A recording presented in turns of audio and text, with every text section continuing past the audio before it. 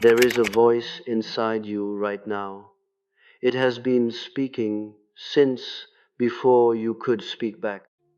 It commented on your first failure before you understood what failure was. It named you not enough before you had lived long enough to know what enough even meant. And here is the terrifying, liberating truth I want you to sit with for the next few minutes. That voice is not you. That voice is a guest who moved into your house so long ago that you started calling it the landlord. Tonight, we take the house back. I want you to stop wherever you are and listen, not to me, but to the sound underneath my words, the sound that has been running in the background of your mind since the moment you woke up this morning. What did it say to you when you opened your eyes? What did it whisper when you looked in the mirror? What did it murmur when you made the smallest mistake today? Spilled the coffee, missed the exit, forgot the name? Because that whisper, that murmur, that running commentary, that is the architecture of your entire life, not your circumstances, not your luck, not the family you were born into or the wounds you carry. The voice, the one nobody taught you to question, the one you have obeyed so faithfully for so long that you no longer notice you are obeying it at all. I have spent a great many years, more than most people spend on anything, sitting across from human beings in their darkest hours, and I have learned one thing above all others. The outer life is a mirror of the inner conversation. Show me how a person speaks to themselves in solitude, in the 3 a.m. silence, when no one is watching, when no performance is required, and I will show you their marriage, their career, their health, their fate. Not because fate is fixed, but because we become, with astonishing precision, the exact sentence we repeat to ourselves most often. Most people think they are searching for happiness, for success, for love, for peace. They are not. They are searching for permission, permission to stop the war they are waging against themselves in the privacy of their own skull. And they will not find that permission out there, no matter how many mountains they climb, or medals they collect, or approval they gather from strangers who will forget their names within a week. The permission was never outside. It was always a matter of tone. The tone you use when you address the person you will never be able to leave, yourself. Let me tell you something that took me decades to fully understand, something I watched destroy brilliant minds, and something I watched save the most broken ones. The human being does not suffer primarily from their circumstances. They suffer from their interpretation of their circumstances, spoken silently, relentlessly in a voice they inherited and never once cross-examined. A man loses his position and says to himself, I am finished. A woman is left by someone she loved and says to herself, I am unlovable. A child fails an exam and hears, echoing down through the years, I am stupid. None of these are facts. All of them are verdicts delivered by an inner judge who was never elected, never trained, and never, not once, asked to show evidence. So let us begin at the beginning. Where does this voice come from? It is not born with you. No infant lies in the crib whispering that they are worthless. That voice is learned.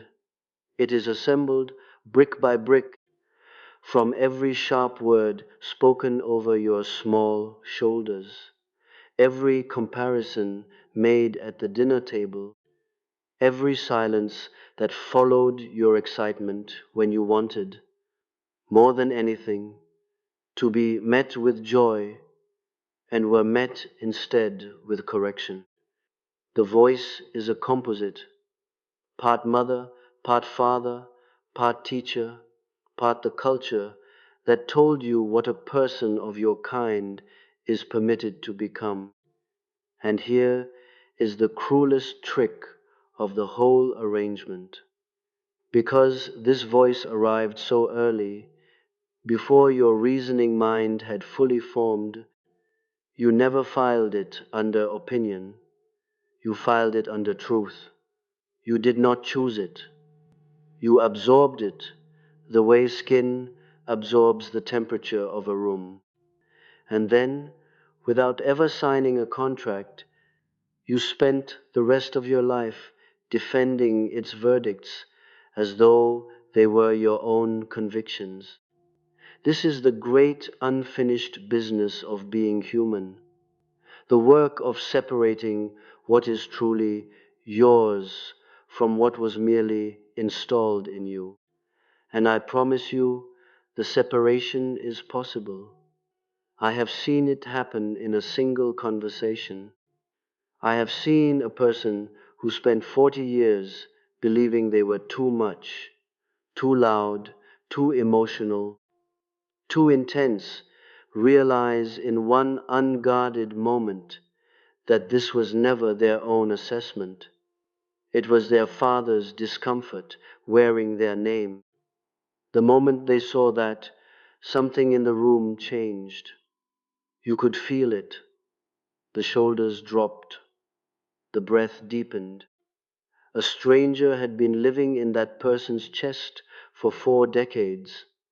And finally, they were asked to leave.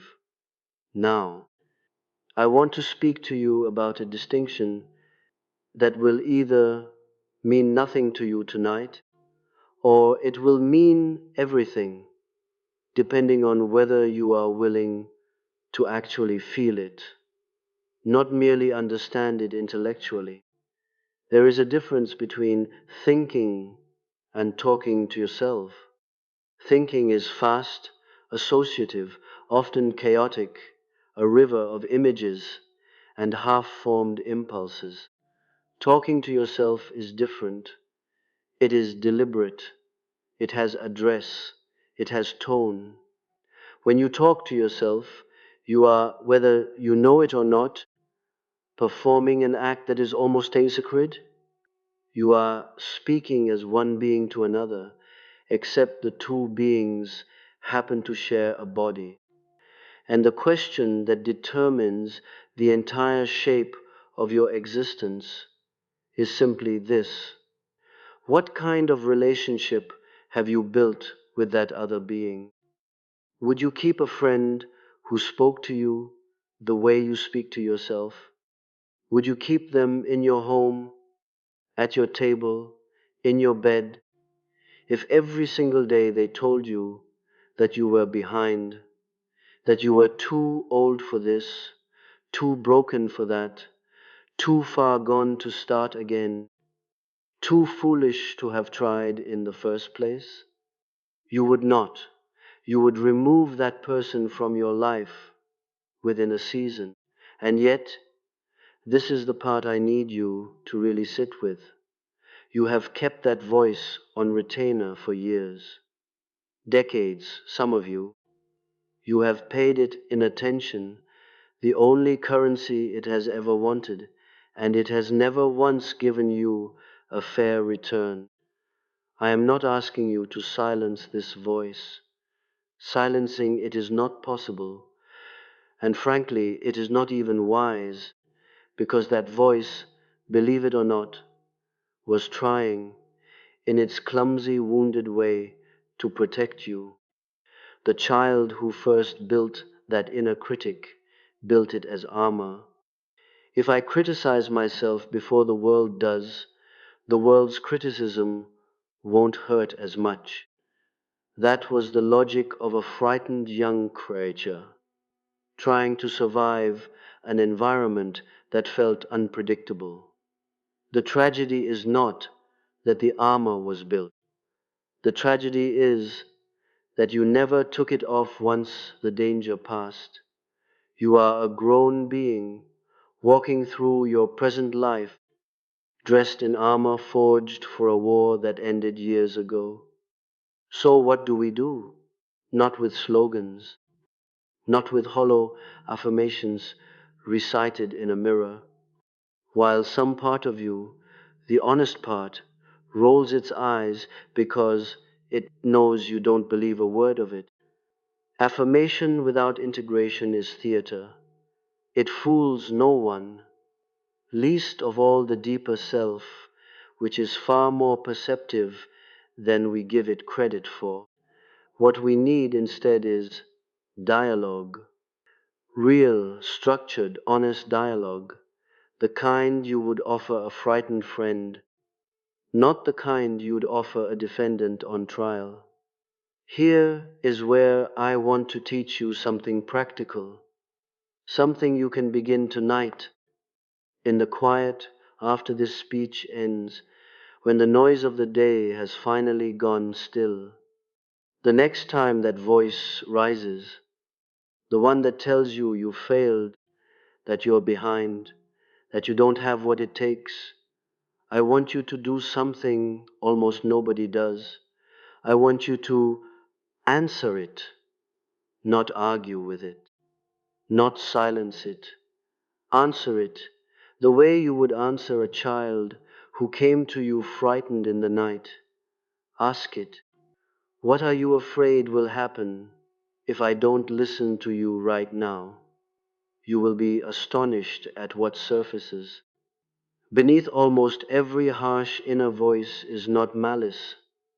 It is fear wearing malice as a disguise, because fear alone never got anyone's attention, but fear dressed as cruelty always does. The voice that says, you'll never finish this, is often, underneath, the voice of a person terrified of trying fully and still failing, because a wound like that would be unbearable. The voice that says, nobody will ever love you, is often the voice of a person who was once left, and who has decided, in some hidden chamber of the self, that leaving first, even just emotionally, even just in the imagination, hurts less than being left again. When you begin speaking to this voice instead of simply obeying it, something remarkable happens. It loses its authority, not its presence. It will still visit you, probably for the rest of your life, but its authority, the unquestioned right to dictate your next move. A king who is questioned is no longer quite a king. He becomes instead simply a man with an opinion, and you are permitted, always, to disagree with a man with an opinion. I want to tell you about the shadow now, because you cannot understand the voice inside you without understanding this. The parts of yourself you have exiled. Every person carries a shadow, the desires, the angers, the ambitions, the grief, the appetite for more, the parts of the self that were, at some point, deemed unacceptable by the people who raised you or the culture that shaped you. And what happens to a thing that is deemed unacceptable? It does not disappear.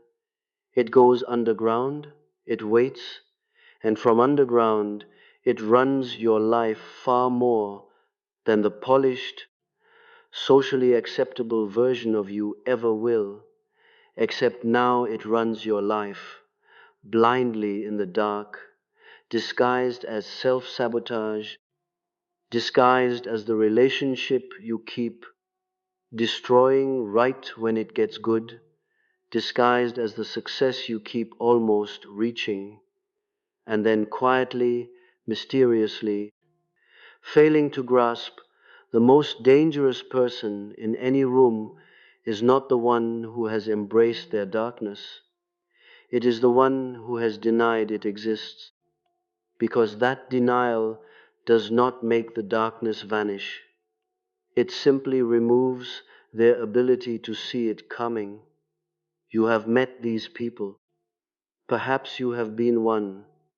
The person who insists they are never angry, and then wonders why their body aches, why their sleep is thin, why their relationships end in confusion they cannot explain.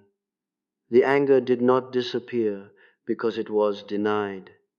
It simply changed its address. It moved into the body. It moved into the silence between sentences. It moved into the small cruelties disguised as jokes. Talking to yourself like this means, above all, telling yourself the truth, the whole truth, the parts that flatter you and the parts that do not. It means saying quietly to the mirror or to the dark ceiling above your bed, yes, I am angry. Yes, I am afraid. Yes, I want more than I have been allowing myself to want. This is not weakness. I want you to hear that clearly, because our culture has confused self-honesty with self-pity for so long that people flinch from the truth as though it were an accusation. It is not an accusation, it is a reunion. Every time you name a part of yourself you had exiled, you are not confessing a crime. You are welcoming home a piece of your own wholeness that has been standing outside in the cold for years, waiting for you to open the door. Now, I want to address something that will sound, to the untrained ear, like a contradiction, but is, in fact, the very heart of what I am trying to give you tonight. You must become simultaneously both compassionate and honest with yourself. Not compassionate instead of honest, that produces a soft, comfortable delusion that collapses the moment reality applies any pressure. And not honest instead of compassionate, that produces the harsh inner tyrant so many of you have lived under for years, the one who mistakes cruelty for motivation and calls it discipline. The two together, compassion and honesty, fused, produce something entirely different. They produce what I would call the wise witness. Picture it. Not a cheerleader who tells you everything is fine when it is not. Not a judge who tells you everything is your fault when it is not. A witness. Someone who sees clearly and stays anyway. Someone who can say, yes, you made a mistake, and yes, I am still here, and yes, we will figure out the next step together. This is the voice I want you to build slowly, over months and years, through daily practice, until it becomes as automatic as the critical voice once was. Because it can. The critical voice was not born stronger than any other voice. It was simply rehearsed more. Whatever you rehearse wins. That is not poetry. That is how the mind works. Let me give you an image, because images do what arguments cannot. They lodge themselves somewhere deeper than reason. Imagine your inner life as a house with many rooms. In one room lives your ambition. In another, your grief. In another, your unspoken desires, the ones you have never told a living soul. In another, your rage, dusty from disuse, sitting patiently by the window. In another, a wounded child, still waiting for someone to come back for them. Most people live their entire lives in a single room of this house, usually the room of obligation, of duty, of what is expected. They walk past all the other doors every single day and never once turn the handle. And then they wonder why life feels thin, why it feels like a performance rather than a life. It is because they have furnished one room beautifully and abandoned the rest of the house to the dark. Talking to yourself with honesty means, quite simply, walking those halls, opening the doors you have avoided, not to live in every room forever. You cannot run a life from the room of grief alone, nor from the room of rage, but to know the house is yours, all of it, every room. Nothing in that house should be foreign to you, because everything in it is you, in one form or another, and a person who does not know their own house will always feel, in some quiet, unnamed way, like a guest in their own existence. I want to speak now about the sentences that shape a life, because language is not decoration, language is architecture. The words you use with yourself are not describing your reality. In a very real sense, they are constructing it. There is a profound difference between saying, I am a failure, and saying, I failed at this particular attempt. One is an identity, the other is an event. Events end. Identities calcify into prisons. And the tragedy I have watched unfold again and again across every kind of person, brilliant and simple, wealthy and poor, young and old, is that so many of them took a single event and through repetition welded it into an identity, and then spent the rest of their lives living inside a cage built from one bad afternoon, one harsh word. One moment they were 7 years old, and someone laughed at the wrong time. You are not the worst thing that ever happened to you. You are not the worst thing you ever did. You are not even the best thing you ever did, if I am honest, because identity built on a peak is just as fragile as identity built on a valley.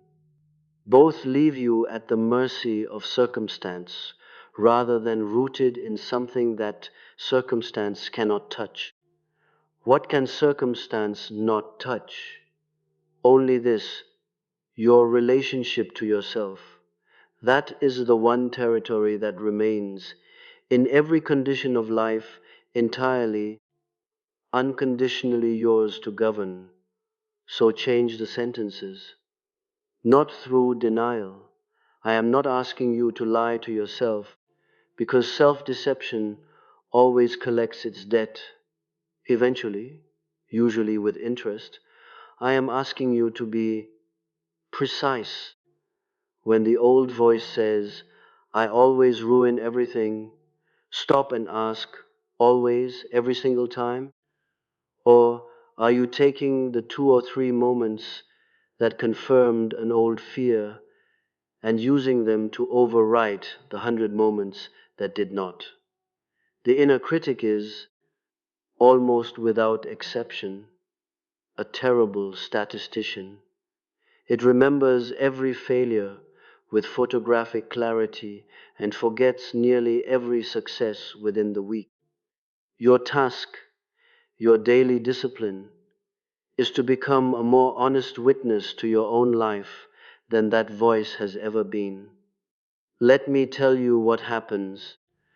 Physically, in a person who begins this work, because it is not abstract, it is not mystical in the way people dismiss such things as mystical. It is measurable in the body. The shoulders that were carried up near the ears for years begin slowly to drop. The breath that lived high in the chest, quick and shallow, begins to move down into the belly, slow and full. The jaw that clenched through every conversation begins to soften. This is not coincidence. The body has been listening to every word you have said to yourself for your entire life, and the body does not distinguish between a threat from the outside world and a threat delivered by your own inner voice. Cortisol does not check the source, it simply responds. And so, a person who has spent 30 years silently telling themselves they are inadequate has, in a very real physiological sense, been living inside a low-grade emergency for 30 years. And then people wonder why they are exhausted, why they are sick, why they cannot sleep, when the answer was never a mystery. The answer was in the sentence they repeated 10,000 times before breakfast. When you change the voice, the body notices before the mind fully believes it. That is often the first sign that the work is real, not a sudden flood of confidence, which is rare and usually temporary, but a quiet, physical exhale, a softening that arrives before the belief catches up. Trust that softening. It is your body telling you the truth before your mind has finished arguing about it. I want to say something now about time because so much suffering in the inner conversation comes from a single devastating error, the collapsing of past, present, and future into one undifferentiated verdict. The voice says, "You are behind." But behind what exactly? Whose timeline are you measuring yourself against? I have known people who built their most extraordinary work in what the world calls the second half of life, after decades that looked. From the outside, like wandering, like failure, like wasted years.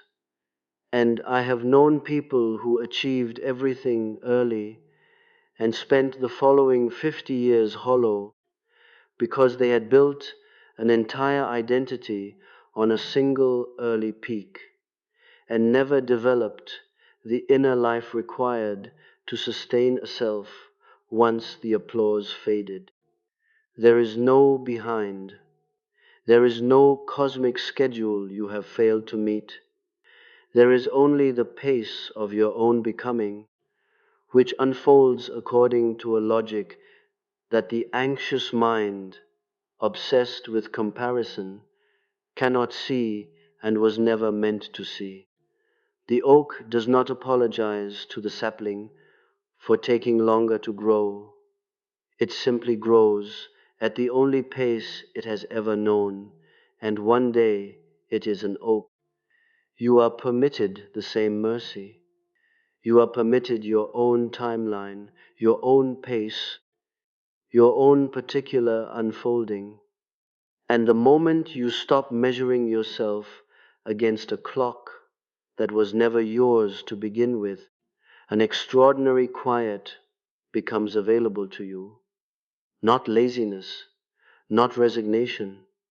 Quiet, the kind of quiet in which real growth, the slow, invisible kind, actually happens. Because nothing of any depth has ever grown well under the glare of constant comparison. Now, I want to speak directly about the moments that matter most, the moments of failure, because this is where the entire practice either proves itself or collapses into nothing more than pleasant words. Anyone can speak kindly to themselves when life is going well. The real test, the only test that matters, is what voice rises when you have just lost something, just been rejected, just watched a plan you believed in collapse in front of you. In that moment, and I want you to remember this the next time it happens, because it will happen. It happens to every living person, without exception. You have a choice that most people do not realize they are making. You can let the oldest, harshest voice you carry rush in to narrate the event, the voice that has been waiting your whole life for exactly this kind of evidence to say, "See, I told you so."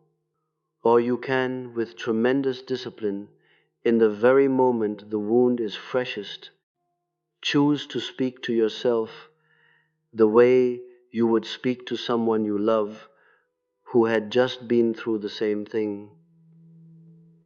Picture your closest friend coming to you, devastated, having just failed at something that mattered enormously to them. Do you tell them they are worthless? Do you list every other time they have failed as proof of a permanent condition? Of course not. You sit with them. You say, "This is painful. This matters because it mattered to you, and it does not define you." Why then do you reserve for yourself a cruelty you would never inflict on someone you cared about? This is not a small inconsistency.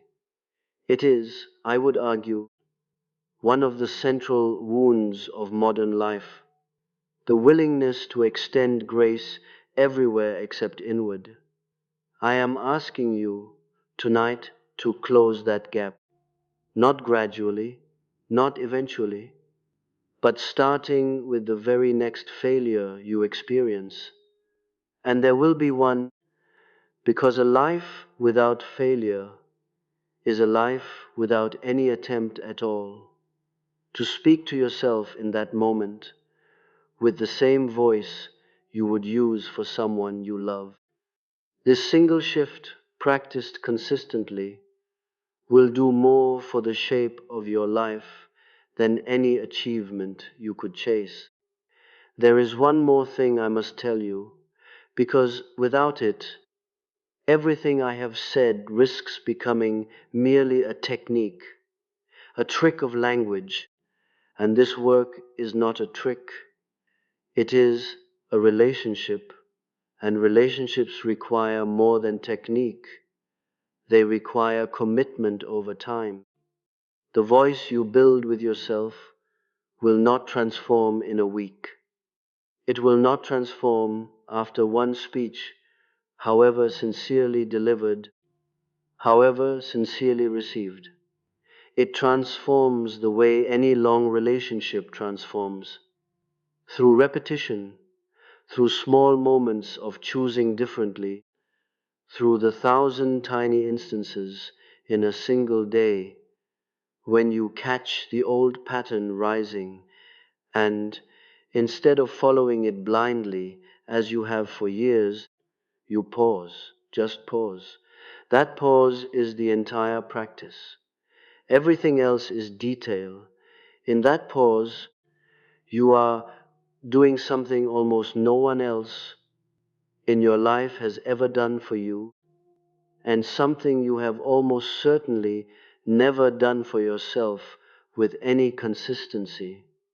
You are choosing your response rather than inheriting it. And I promise you, from having watched this unfold in more lives than I can count, that the person who learns to pause in that gap between stimulus and response, who learns to ask, "Is this voice mine or was it given to me?" Who learns to answer their own fear with patience instead of contempt, that person does not merely feel better, their entire life reorganizes around this new center. Relationships shift because they no longer need others to provide the reassurance they have learned to provide themselves. Work shifts because the fear of failure no longer runs the show from some hidden basement of the mind. Even the body shifts, as I said, because the nervous system finally receives a message that the emergency is over, that it is safe now, that the war has ended. So here, at the close, is what I am asking of you, not belief. Belief is cheap and it fades by morning. I am asking for practice tonight when the house is quiet and that old voice rises the way it always does. I want you to do something different than you have ever done before. I want you to greet it, not fight it, not silence it, not obey it. Greet it the way you would greet an old, tired traveler who has been walking a very long road and does not yet know the war is over. Ask it what it is afraid of. Listen to the answer, however strange or small it seems, and then gently tell it the truth, that you are no longer the frightened child who needed this armor to survive, that you can take it off now, that you are safe enough, whole enough, strong enough to speak to yourself the way you would speak to the person you love most in this world. Because that is who you have been all along, hiding beneath the noise of that borrowed voice, not the verdict, not the criticism, not the fear dressed up as certainty. You are the one who has been listening to all of it this entire time, patient, quiet, waiting to be addressed directly for once. And the moment you begin speaking to yourself with the honesty of a wise friend, rather than the cruelty of an old ghost, you will not simply feel different, you will become different. Slowly, and then one day, you will look back and barely recognize the person who needed a stranger's voice to tell them their own worth, because you will have finally learned to tell yourself. And that, more than any circumstance, any achievement, any applause the world could ever offer you, is the beginning of the only life that was ever truly yours to live.